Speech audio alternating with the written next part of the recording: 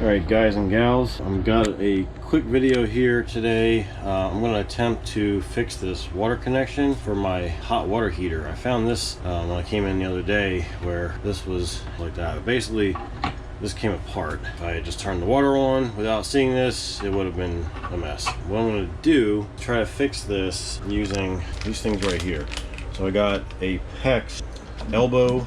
It's a 1/2 inch by 1/2 inch FNPT. I went to Lowe's, I took this with me, and I was talking to one of the guys there, and basically, you know, I kind of showed him what I had. I think I actually took like this piece here, and he could, you know, he kind of saw like, you know, this little sleeve. He's like, yeah, that's just PEX. This elbow, which you just screw right on here, and the Teflon tape that I put on here last year seems like it's still pretty good. So this should just screw on.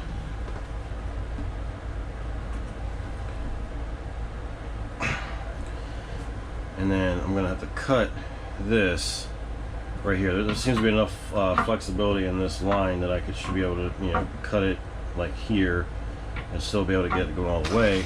And this was the smallest pack of these 1/2 inch pinch clamps that I could find. And so basically, you know, I looked at this and I was like, well, that's just a CV boot clamp. So being a mechanic, I have these. Now obviously they sell the correct tool, and I'll put a link in the description to the correct tool. But it's pretty much the same as this. This is going to go in here like this.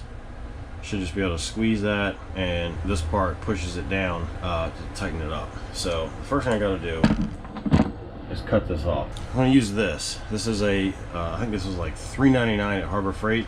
This is a 1/2 inch copper pipe cutter, but I'm pretty sure I should be able to use it on this too.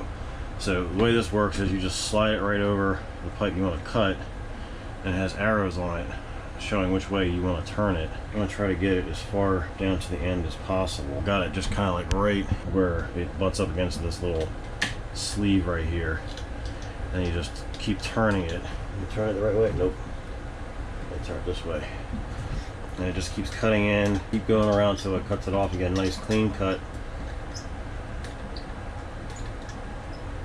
There we go, just like that. And then see if I can slide this over this first. Push that on there. Alright, let's get this on here. The guy at the Lowe's actually told me you could probably use like a worm clamp for this as well. So just like a standard clamp, if you can just use a screwdriver to squeeze down.